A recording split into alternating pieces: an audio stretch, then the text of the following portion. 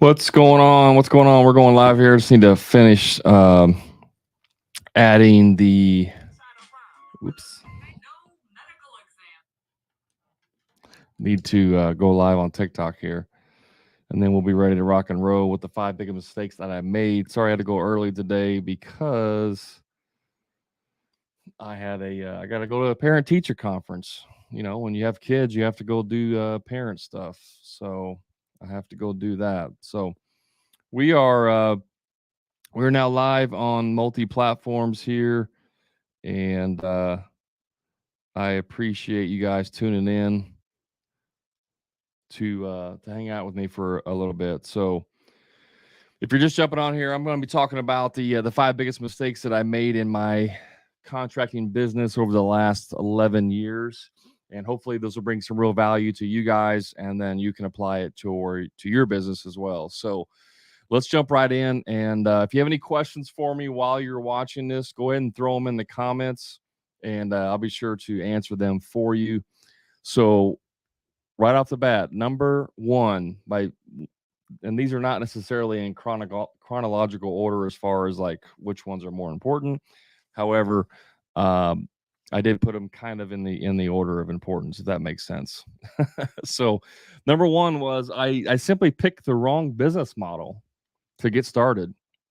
What does that even mean? Well, when I first got started, I all I had was a pickup truck. I had a few tools, hand tools, a few power tools, and I had about $1,500 cash in the bank. And so I needed to be able to start a business pretty inexpensively.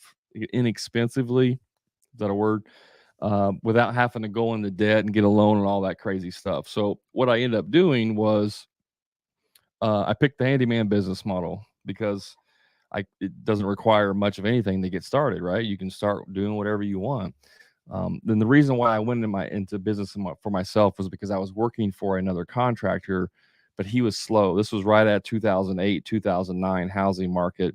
So in 2008, I went to go work for him. We built one house. We were trimming out houses. The very first house that we trimmed out, housing market crashes. The home builder's like, I'm not building it hardly anymore.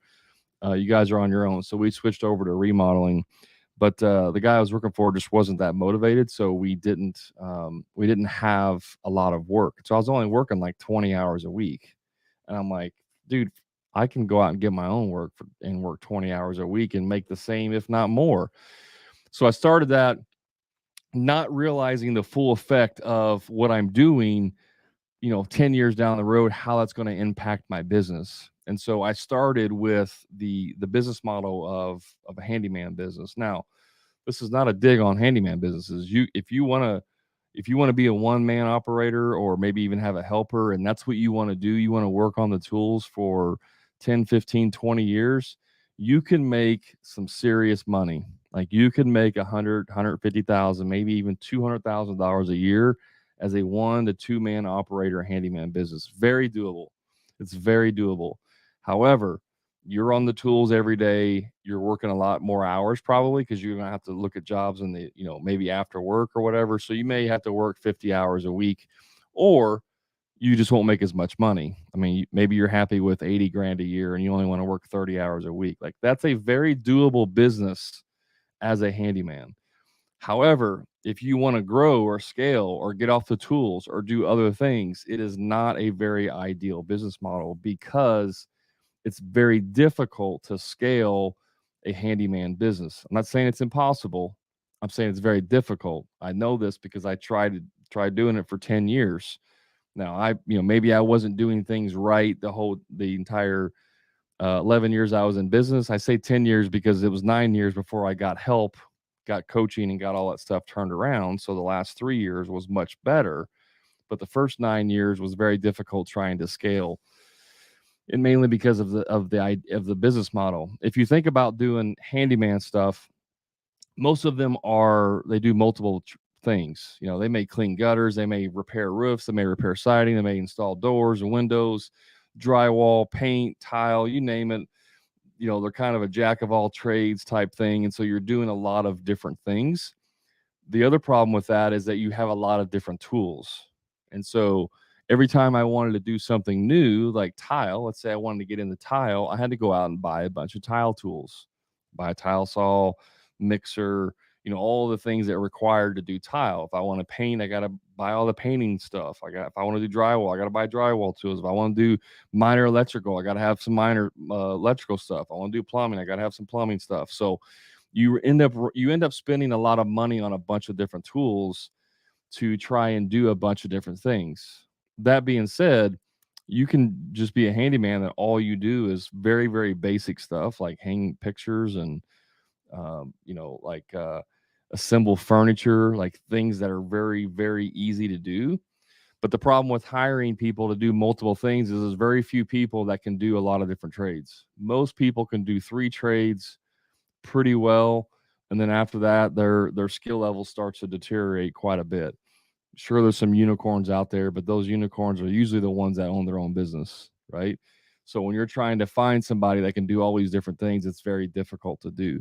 So the first mistake that I made was just having the wrong business model. Now later on, I started doing remodeling.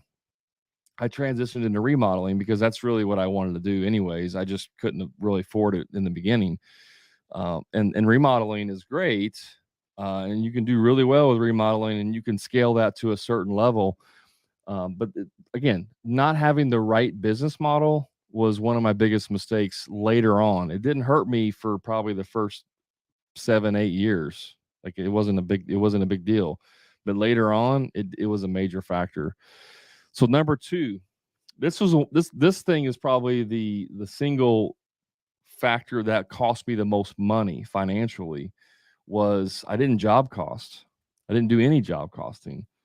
I had a call today with a contractor who does very well financially, but couldn't even tell me what his numbers were financially. He's one of those guys that just grinds so freaking hard.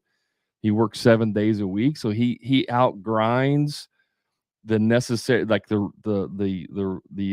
requirement to like know all your numbers, if that makes sense. But it's a hard life. Like he's getting burnt out because he's grinding so hard. So even if you don't know how to financially run a healthy business, you can just simply outgrind that knowledge. It's just going to wear you out quicker and you're going to burn out quicker, right? And so job costing is simply looking at your jobs when you're done and seeing what happened. Like, I estimated this as 50 man hours. Where'd I come in at? Oh, I had 70 man hours. What the hell happened? How'd I go 20 man hours over on this job? It doesn't make any sense. Well, for me, like I job costed, like one of the very first jobs that I job costed after I learned what it was and how to do it. I went in, job costed it, and we were like 30 man hours over on this job. Maybe even more than that. It was several years ago. I don't remember the exact how many hours over. But the realization, I remember it hit me like a ton of bricks. I opened up my job folder because we would keep track of all our receipts and stuff. And I opened the job folder to go through all the expenses.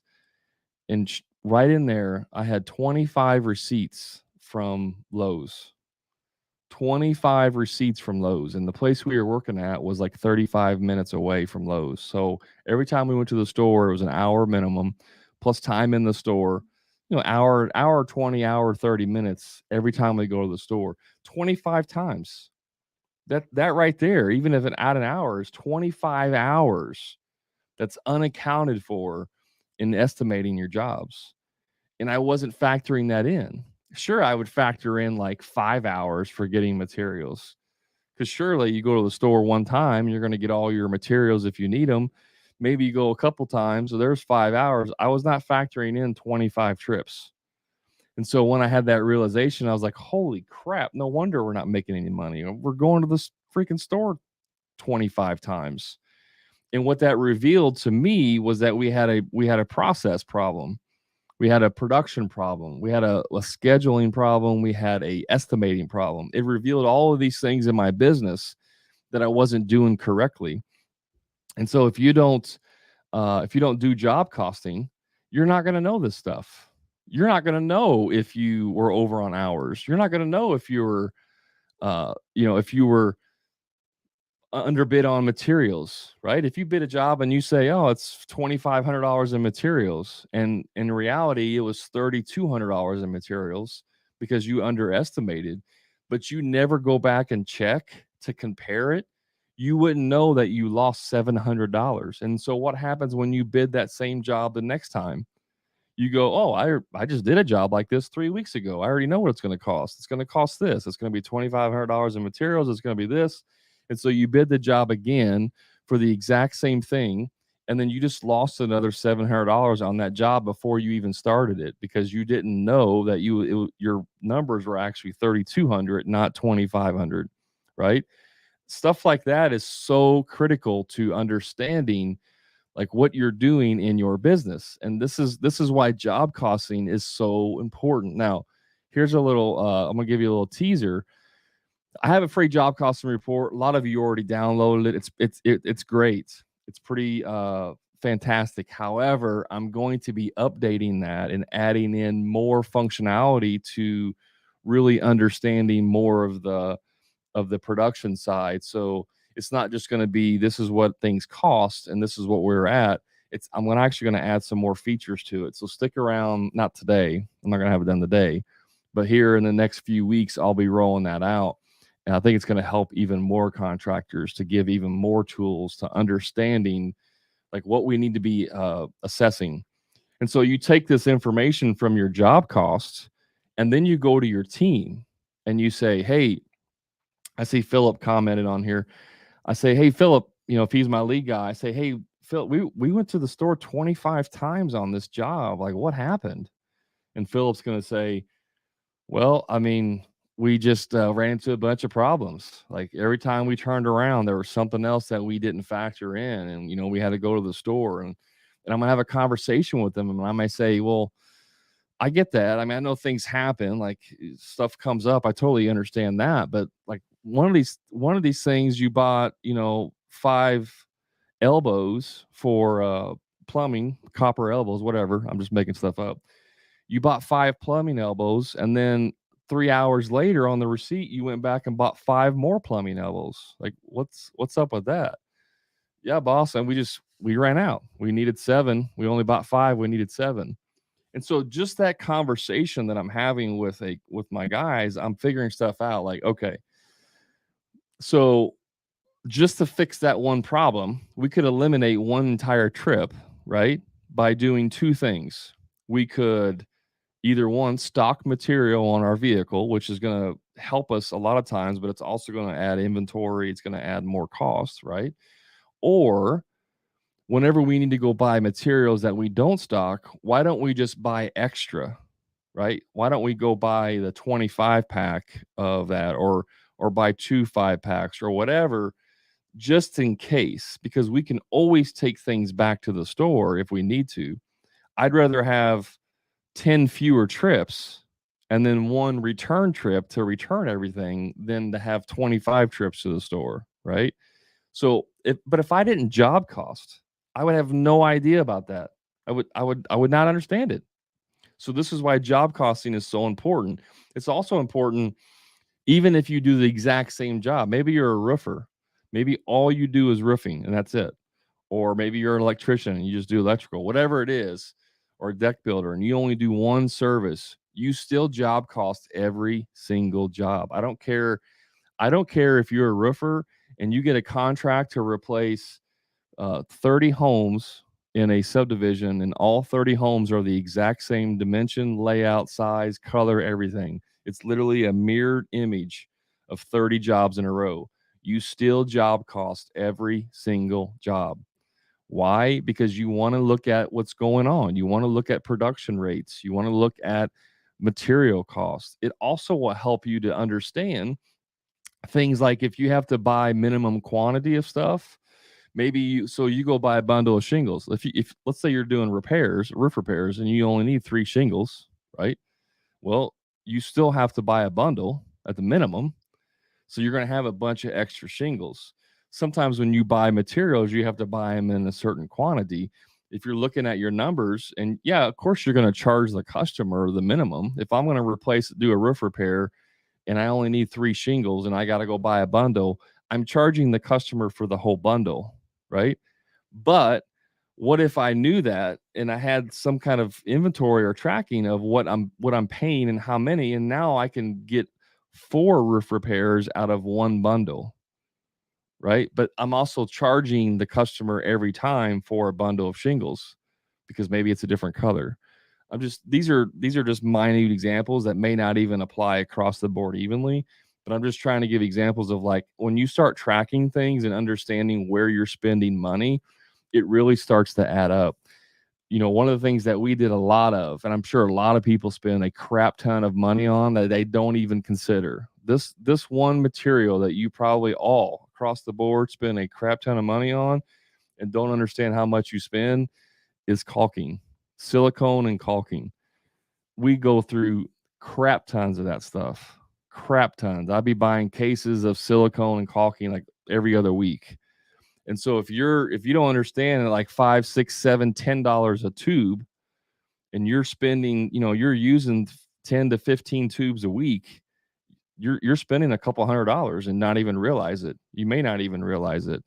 So you have to make sure that you are tracking these things. We went as far as putting together an inventory sheet of all of the consumables. We had certain consumables that we used over and over every week, like the caulking and silicone, and then certain screws that we big GRK fans, and we'd always consume a lot of GRK screws, and just certain things that we would use over. So we put together an inventory sheet, and I had my office manager like figure out where, and here's the other thing too. Sometimes you like a certain material or product and it's only available at one or two stores, right? That store only carries that brand that you like. And so keeping an inventory of like, hey, we use GeoSeal silicone and it's only available at, let's say, Lowe's. I don't know off the top of my head anymore, but let's say Lowe's is the only store that carries GeoSeal, which is a very specific brand that we like to use, and then I need to know that. So if I have to go buy GeoSeal, I don't want to go to Home Depot and be like, "Oh, piss, I forgot. They don't Home Depot doesn't have that." Or go to Menards or home or your lumber store or wherever it is and waste a bunch of time. So we would track all that stuff and we would see, and I have my office manager go in and like even compare pricing of all the three big stores, Menards, Lowe's, Home Depot. We have all three of them here. And I would be able to see like sometimes Lowe's has the cheapest price on lumber, but Menards has the cheapest price on OSB. And so I could actually go and look and see if I got to go do a project and I need to buy 20 sheets of OSB for something. I can look at my sheet and see where's the cheapest place if I wanted to save some money. And so, like, again, this is an expansion of job costing, right? But you have to understand that if you don't do any tracking whatsoever, you'll never know what this information is. You'll never have it at your fingertips. So, job costing.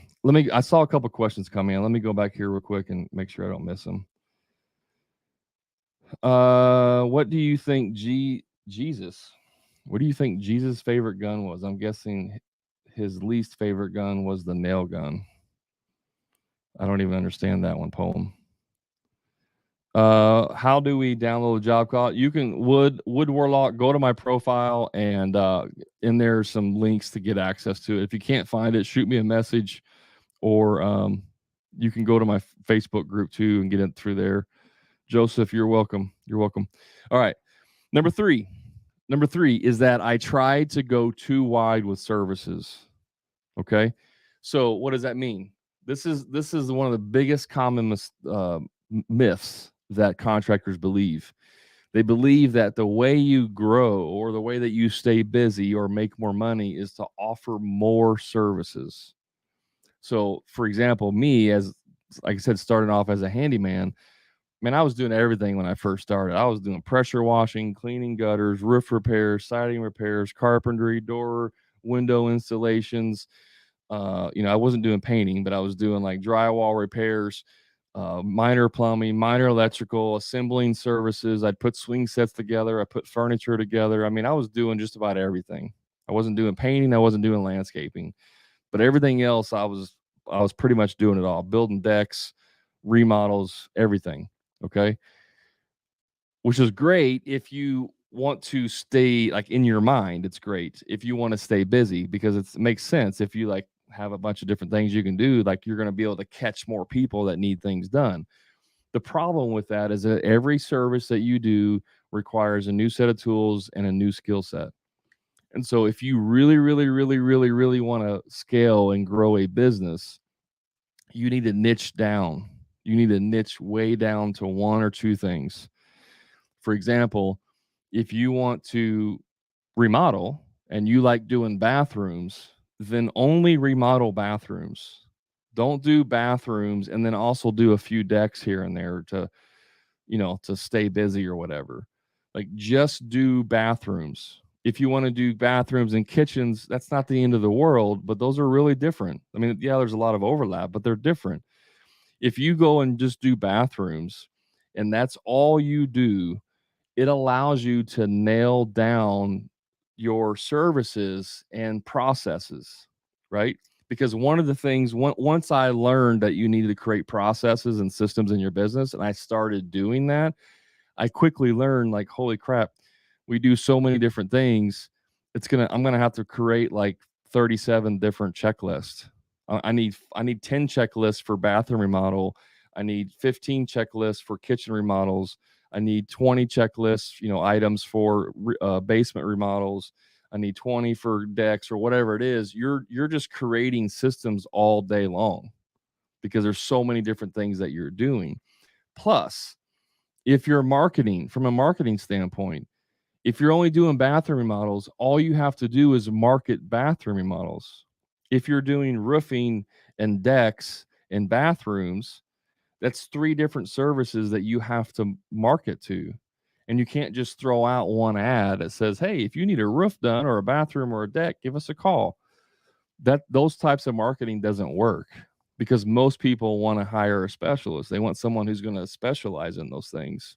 Now, I'm not saying that I always get comments and people are like, "Well, that's not true because I've been doing this for 30 years and I've done everything and I've done well." Okay, you got me, I guess. But from an ease point, right? Like it's easier to market one service, to buy tools for one service, to hire people for one service. It's easier across the board. When you're doing remodeling, which is it's a great niche to be in, but if you're hiring employees and you're going to have all in-house employees, it becomes difficult to hire someone who can do tile and drywall and trim carpentry and minor plumbing and minor electrical and painting and all these different things. Now, that doesn't mean that you have to do that. For us, we would do tile and finished carpentry and drywall, but I would sub out the painting, I sub out the electrical, sub out the plumbing. But even like that, like the tile itself, I was the one that had to do the tile. And so as an owner operator, I had employees, but when it came to doing tile, I was the only one that knew how to do that. So that was, depending on what we were doing, that was a week to 2 weeks of my time, on the job tiling 8 hours a day. I couldn't really do anything else because I was the only one that was doing tile and nobody else could do it that well. So, but when you niche down and you find specific things, it's easier to try and hire people. So what you want to do is you want to niche down to one or two services. Sometimes services complement each other, and that's okay. But you want to niche down as much as possible and then get your processes and your systems set up so that it works without you. It's a hell of a lot easier, guys, to create a business that runs without you when you only have to do one thing well. It's 100 times easier to create a process when you're only doing one thing and you're doing it well. And once you do it well, what happens is it becomes a well-oiled machine. And then if you want to scale at that point, what you're doing is you're hiring another crew or you're hiring more subs and then you're hiring a project manager, right? You're not scaling by adding another service. If you become laser focused and you become the best in your city at bathroom remodels, I promise you your phone will be ringing off the hook, first of all. Second of all, you'll have a system down that's easily repeatable. And then third, you'll be able to step away from it as much as you want because you can just put people in place to run that business. But if you want to scale that, all you're doing is taking the exact same thing you're doing that's working and then hiring another crew or hiring more subs. And so you're not recreating the wheel. Okay. If you're doing it in-house and you're going to have employees, maybe that crew is, maybe you run a 3-man crew, or if it's bathrooms, you probably wouldn't need more than 2 anyways. So maybe you have 1 2-man crew that's running bathrooms. Okay. And then you want to increase that or scale, you simply hire and you buy another vehicle, you buy another set of tools for the vehicle, and you hire 2 people, and now you've doubled your output. And you're not having to run both of those. And then if you want to add another crew, a third crew, if you scale that and get more leads and you're doing that, all you're doing is recreating the exact same thing that you know already works, right? So it's easier. But if you're doing 15 different things and you're trying to scale everything, it's freaking crazy. It's hard. I used to do decks and I would only do like 2 or 3 a year. I freaking hated doing decks, but I would do it because I wanted to stay busy. And I would do decks like 2 or 3 a year. The problem was, we do them kind of in the summertime. So it was almost like I would do 2 or 3 decks, maybe get done by like August or whatever. And then I wouldn't do another deck again until, May or June. And so like 6 months or 7 months would go by, and I had to like figure out, like, remember, okay, now how do I lay decks out again? Oh, that's right, I do this. And so my productivity would go way down because I wasn't doing it over and over and over again. Wasn't doing the same thing. I used to tell my employees when I would hire them, I'd say, the best thing about what we do is we don't do the same thing every day. And the worst thing about what we do is we don't do the same thing every day. And so if you have ADD, right, if you get bored easily, it sounds like a great thing to do different things every day. You're constantly stimulated. You're not doing the same thing every day. But from a business success standpoint, from businesses that are very successful, they are the most boring businesses out there. Meaning it is boring. They're doing the same repetitive task over and over again, and it's boring. Those are the ones that are super successful, not the guys that are doing 15 different services to try and stay busy, right? So number 3 was trying to do too many services. And I'll throw in there, if you're doing bathroom models and you nail it and it's working, you have 2 crews and everything is going good, you're making good profit, you're only spending 10 hours a week managing the business per se, and you're like, you know what, I've always wanted to do kitchen remodels too, let's try that. Like, I'm okay with that because you've already got everything else down. Now you can add an auxiliary service, and now you're not recreating the wheel. But I'm talking about after you've already have a healthy business doing one service, then you can add a second one, right? That's okay. I don't have a problem with that. But when you're trying to do both at the same time, you're splitting your time in half. Literally splitting your time. Number 4, this is where I screwed up early on. I didn't value my employees enough. Now, I wasn't a dick to my employees, and I took care of my employees, but I didn't value them enough. What does that mean? Well, early on, I wasn't training them. I had this belief that if I knew how to, you know, install tile, if I knew how to install crown molding, I've only been doing it for 3 years. If you have 3 years experience in trim, you should know how to do crown. Like, it's common sense. If you watch my video I did on Don't Assume Common Sense, I was assuming common sense nonstop, and I would get in trouble for it because I wasn't training my employees. Yes, you have to train your employees. This idea that you're going to hire someone, they're going to come in and just take over what you're doing, and everything is like, now you can go and watch TV. That's a pipe dream. Like, it's a complete pipe dream. And here's a funny story I'll tell on myself. The very first, he wasn't the very first employee. I think he was the second employee I hired.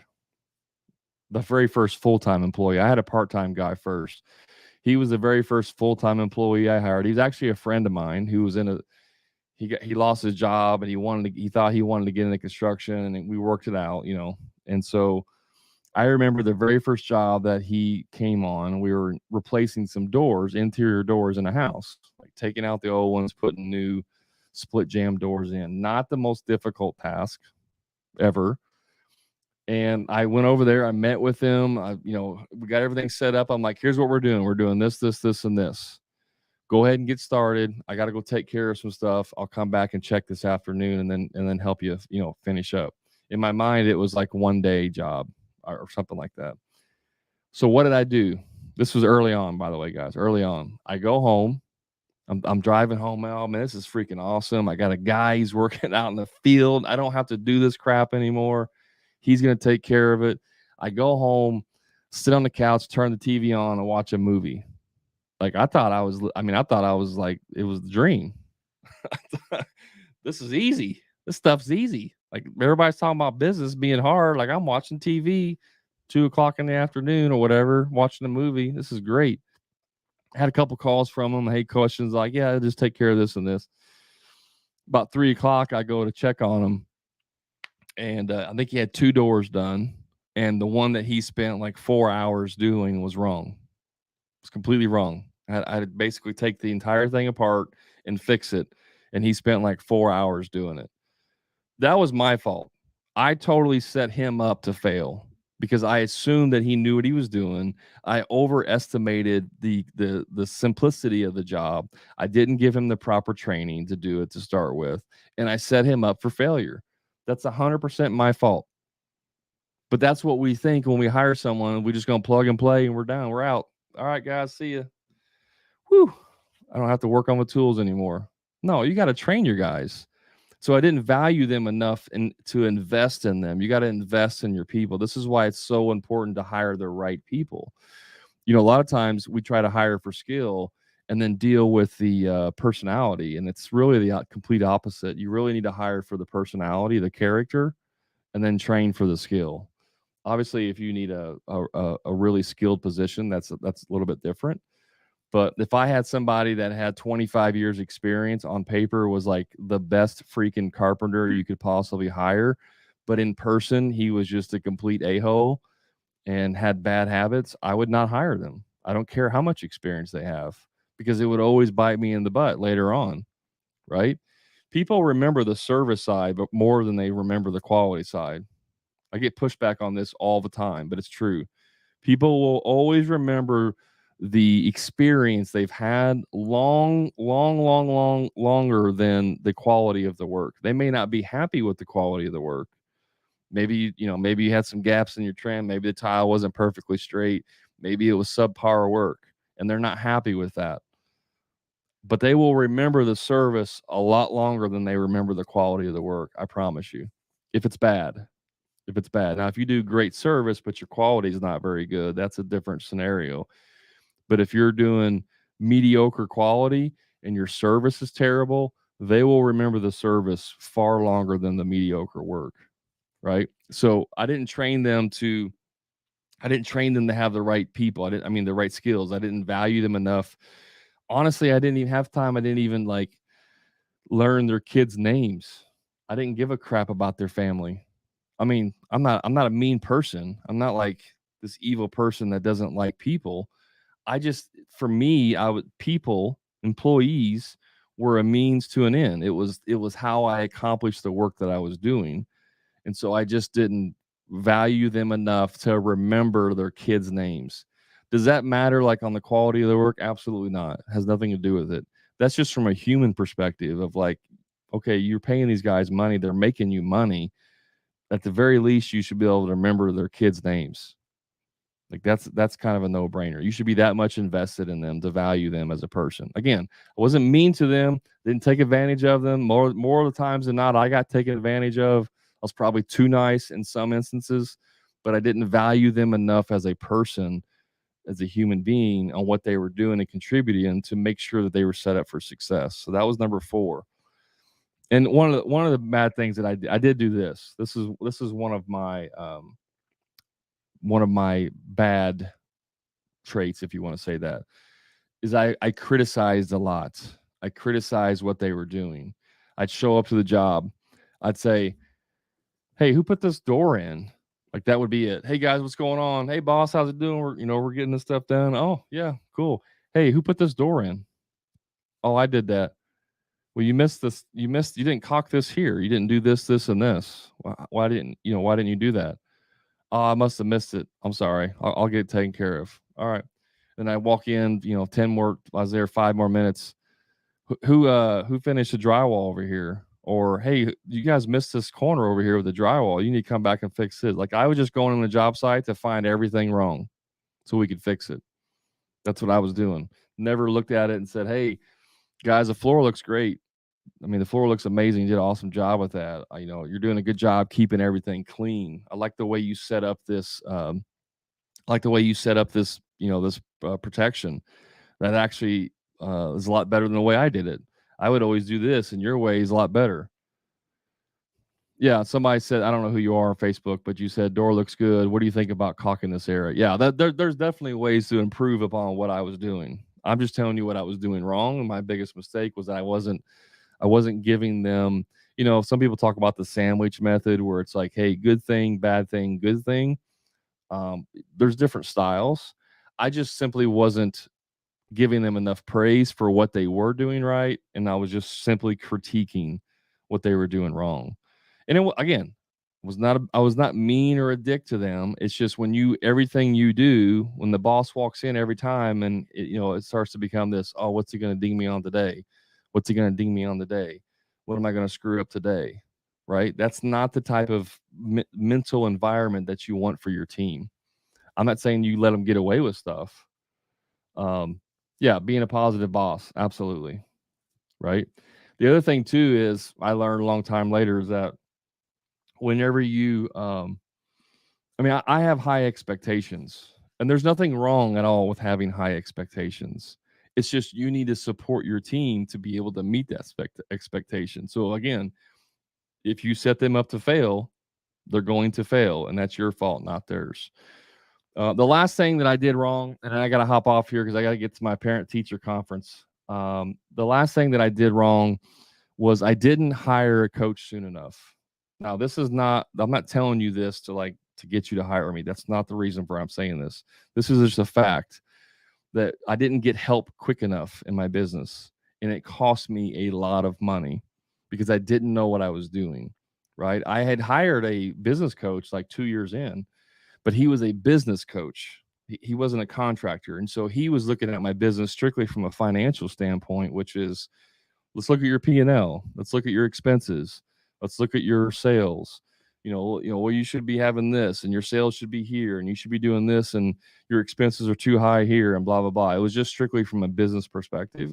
And it was helpful, but it wasn't helpful enough because contracting is different than a lot of other businesses. Just like if you're, doing e-commerce is different than retail, and retail is different than restaurants, and restaurants are different than gyms. Like each niche has its own nuances.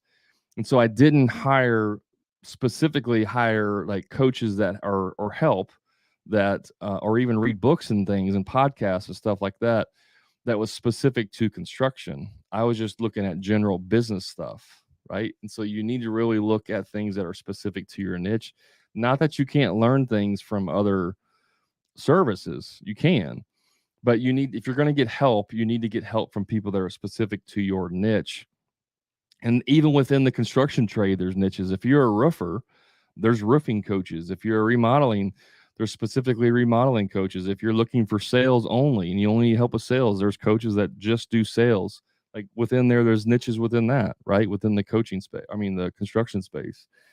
But not having someone who knew how to run a construction business look at my business early enough and say, this is what you're doing wrong.